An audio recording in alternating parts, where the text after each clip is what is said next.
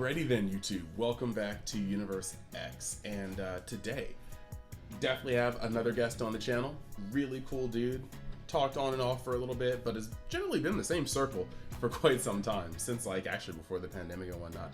And I am actually just always trying to put people on the channel, especially if they want to have their deck lists out there.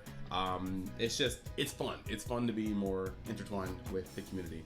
And the deck that we're about to showcase is still actually hot and only getting more support in the future. So right before we introduce the guest, I just wanted to say the normal. If you haven't been in the Facebook group already, try joining it. It is the largest forum of information here. Reddit's also good too. Definitely just perusing there time to time. And then lastly, still on the road to 1,000. So if you like the content, think about hitting that subscribe button. Furthermore, the guest that we have here today, I'll actually have him introduce himself because I don't want to sit here and talk up the entire intro. That is your cue, sir. Hey guys, my name is Chris Vera, and I went to core and took Xeno Gogeta into top 16. And if you'd like to tell them some of your other accomplishments that you're proud of, just maybe favorite color you like to play or favorite deck style maybe?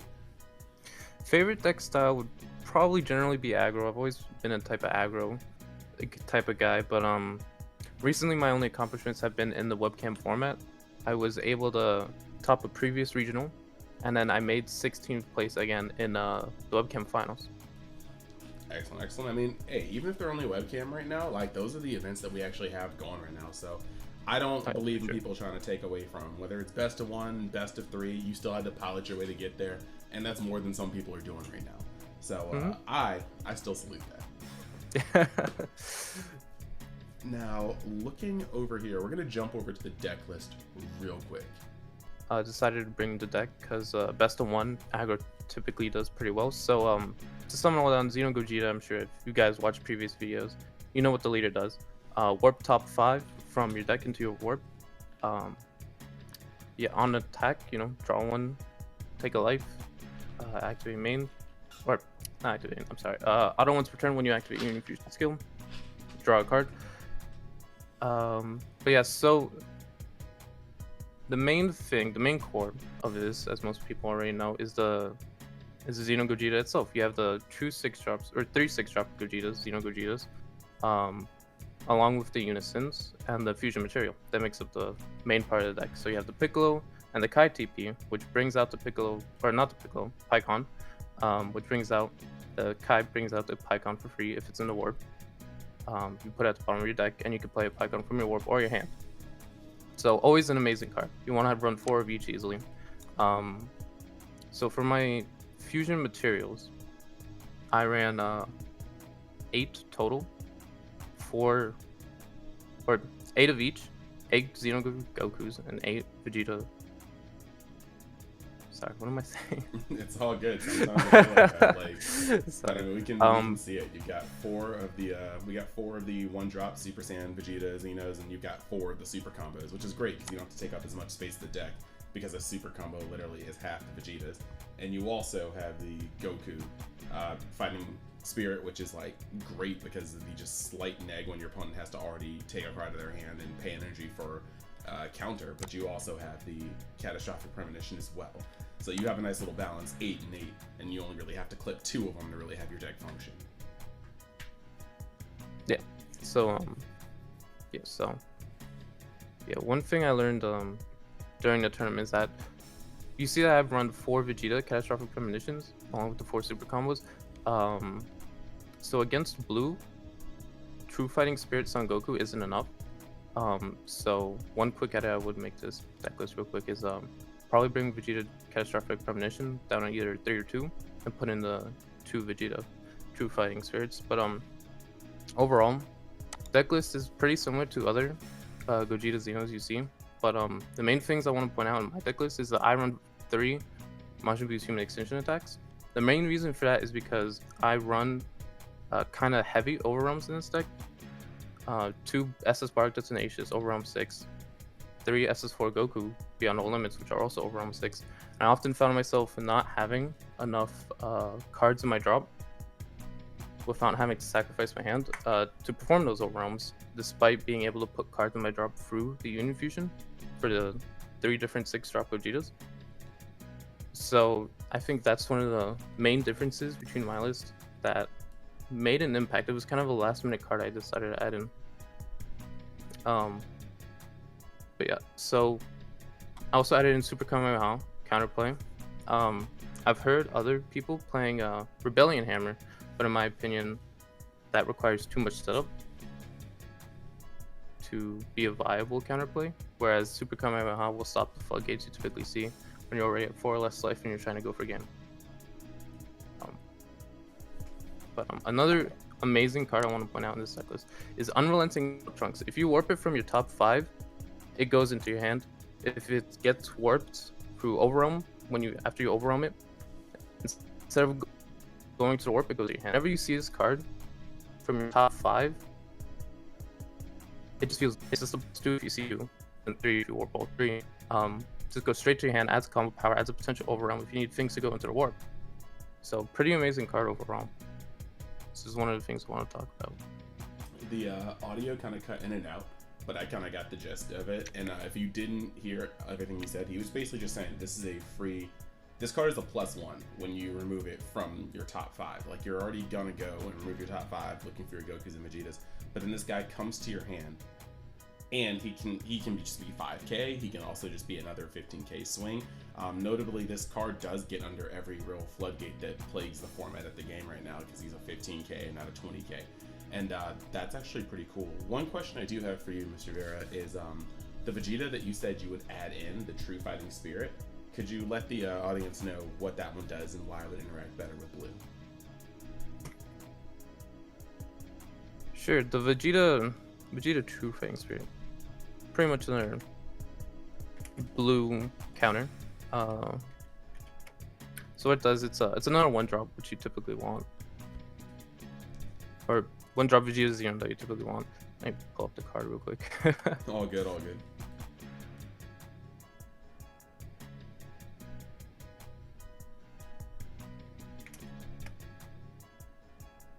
So yeah, it's a 1-drop deflect Vegeta Xeno.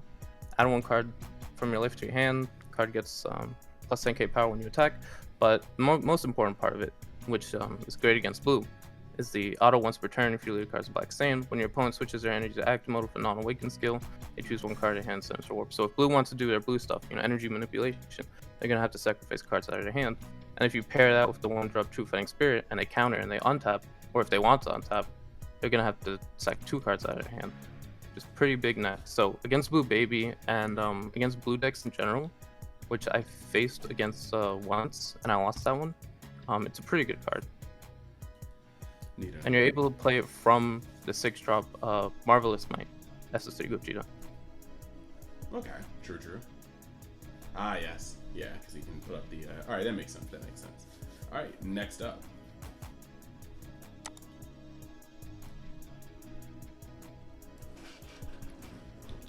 So, I see that there are 2 Mechagoboras in here.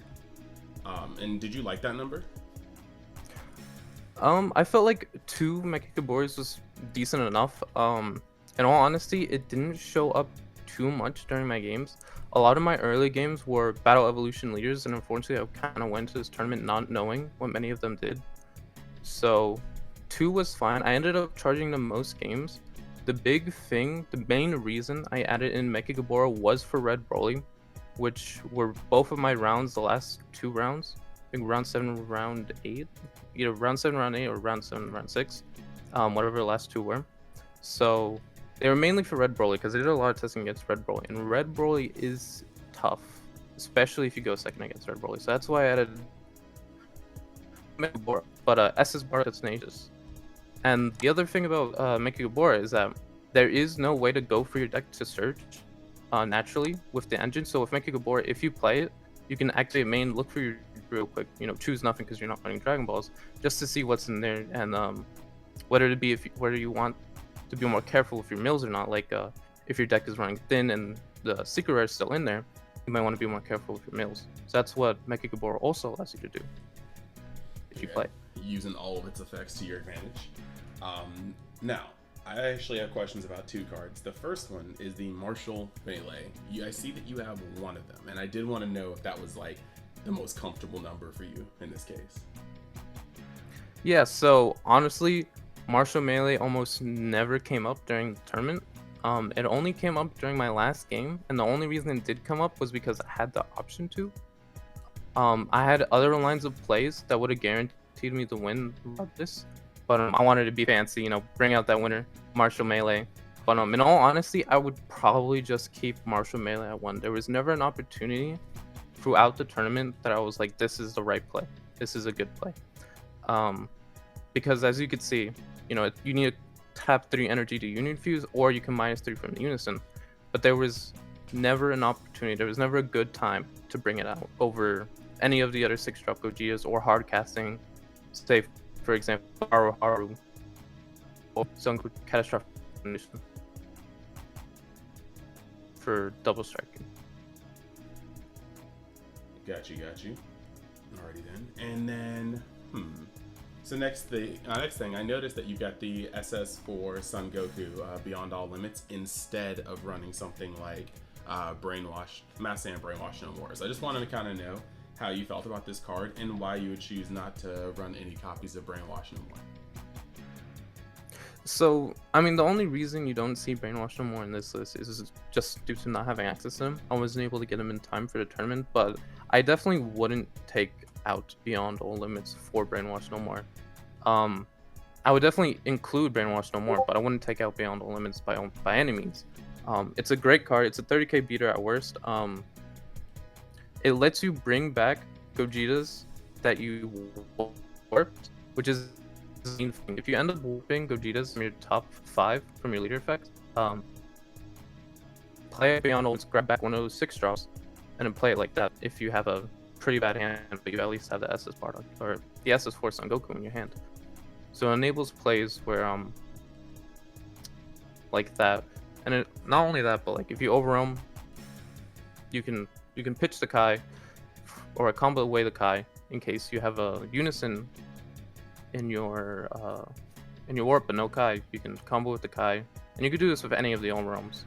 You basically combo with the Kai, have it go into the drop, then you overwhelm, bring it to the warp. But yeah, SS4 Goku Beyond All Limits is a fantastic card. I wouldn't take it out for any reason. Lets me grab back my Gogetas in case I don't see enough. Sweet. Alright. Well, and I see that you have Kai here. That's pretty much a no-brainer. It's the best secret rare for this color. For sure. Yeah. It definitely won me probably a couple games that I shouldn't have, in all honesty. For example, one of my rounds was the mirror match. Surprisingly, he had 2 blockers on board and a couple 1-drops. And the only reason I won that game was because of Kai. I was able to board wipe it and go in for a game like that. True. So, let me see. I suppose with that, we've gone over most of the deck. So if you'd like to go through what you felt was cool for the matchups next. Yeah, so I went over a couple of the matchups I went against earlier, but just to sum it quickly, round 1 was against Xeno Gogeta. The guy was new, but he was chill. There's not much to say about that match. My round 2 was against Android 16, Green Blue. It was definitely the game I had to think the most. I have to always worry about what negates whether to overextend myself or not, which is most of the time a bad idea. But definitely had to play conservatively during that game. I ended up losing that one because he baby hatched halfway into turn 3 to basically stop the rest of my onslaught of attacks. Once he got down to a comfortable number of life, he decided that was enough damage being dealt to him. But do that. Yeah. But besides that, he managed to see enough negates to pretty much stop me from dealing any lethal damage, and was left on 1 life where he could just end me like that. After that was Android 13. A lot of Battle Evolution leaders. There isn't much to say about that game. It was nice seeing the new deck, but it didn't do enough before I got to him. It's basically to sum it up. After that was Tien, the new Tien leader from Battle Evolution, or I guess the only Tien leader so far.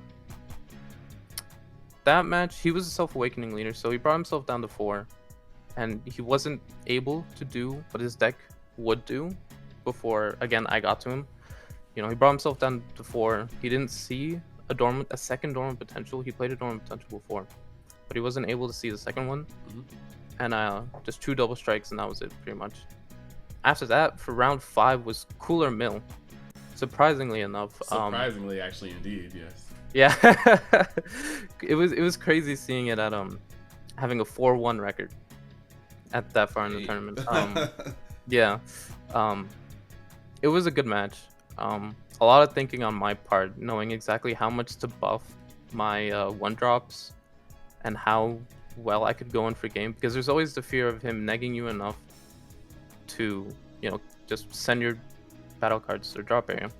So you have to be very careful, especially in that matchup, of whether you can go in for game with a battle card if they're not naturally buffed up. Because luckily your Unison, you know, plus 10Ks your 1-drops. Your leader, if you take a life, also plus 10 your 1-drops.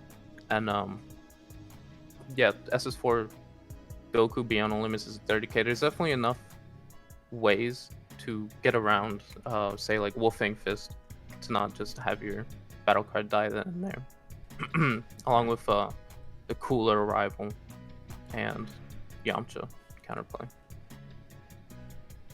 After that was the mirror match. He was also at that point 5-1. Super cool guy.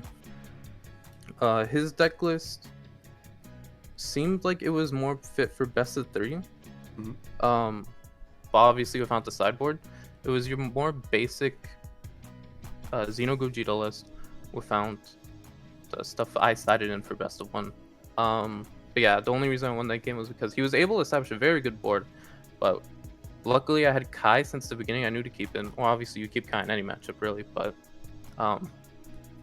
yeah, I had Kai since my starting hand.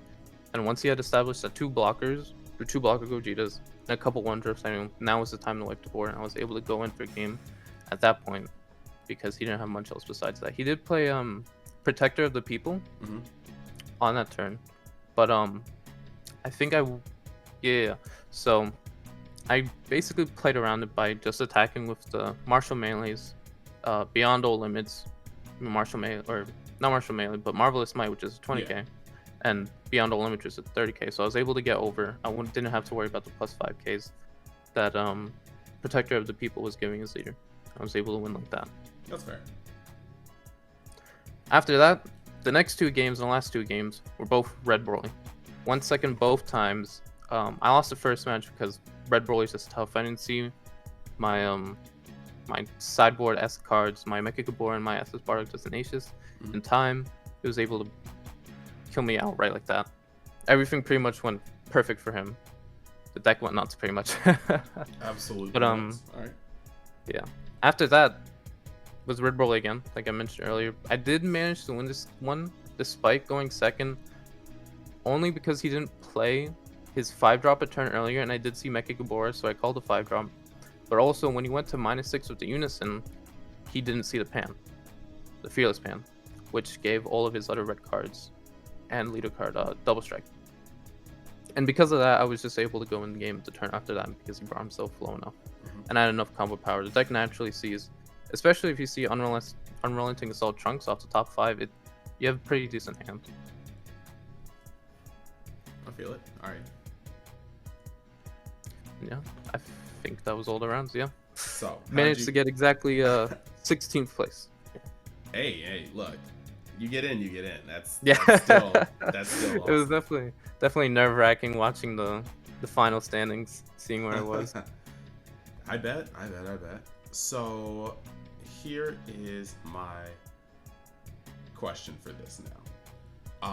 There is a brand new Gogeta coming out, and I see ratios are kind of like really tight for a couple things, but this new one, SS3 Gogeta Thwarting the Dark Empire.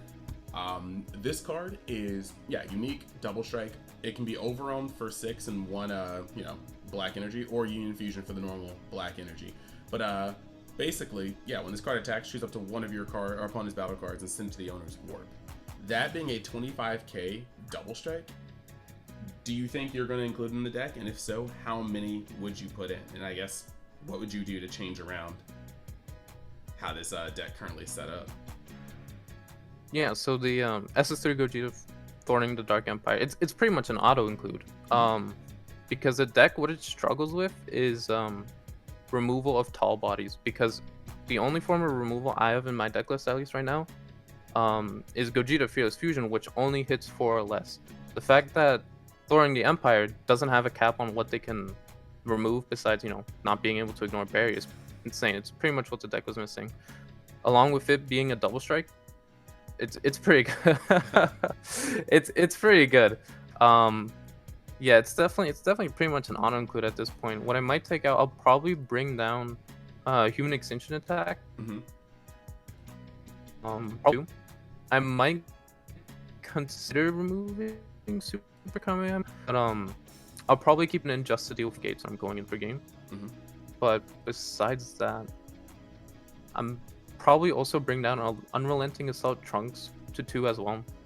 It's fantastic when you see it, but it's a card you can afford to bring down.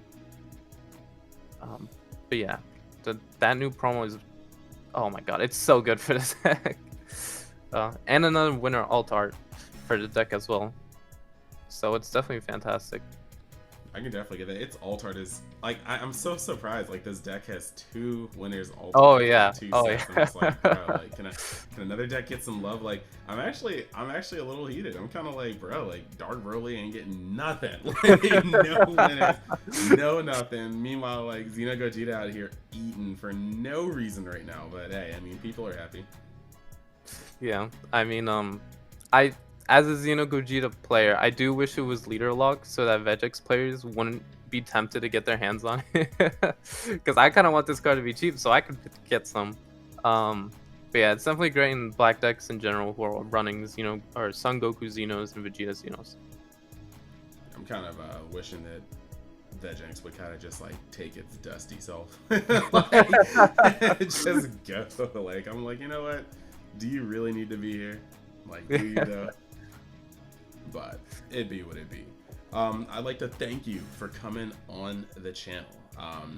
Definitely want to look back towards this video, maybe do a follow-up once the new set comes out, because I'm pretty sure you'll still be playing it. Oh, for sure. Yeah, definitely love the deck. It's super fun. Yeah, I'm glad another Xeno Gogeta topped the other regional that was happening the same day. Always glad to see more Xeno Gogetas do well. Dude, representation feels good. Oh, yeah. Hell yeah. So, thank you for being on the channel, dude. For sure. And I hope you guys enjoyed another look at Xeno Gogeta. If you guys want to pick up the deck, it's a very interesting, polarizing kind of build because for the most part, the inset stuff, like, I have it in the cart right now. I'm not gonna lie. I've been looking at this deck for a little bit, and I already have like a bunch of the good black pieces anyway in the SC Archive. So like, you can end up buying SPR playsets of both cards that come in the set for like $40 total, if that. Oh, yeah. But then you get to the Supreme Kais that are set at like $20 a piece, and then you know, your Martial Melees, and that's when you're like, but it is very, very fun, and it's like a different kind of black aggro that has some really fun payoffs. And most of all, in my opinion, the boss cards looking amazing is one of the most fun parts of the entire deck. Like, for sure. But yeah, so I'm gonna close it up here, and yeah, if you guys like the content, think about hitting that subscribe button, and we will be doing much more content to come. So one more time, thank you, Chris, for getting on. Sure. No problem. Awesome, and I will see you guys next time inside Join Universe X. Peace.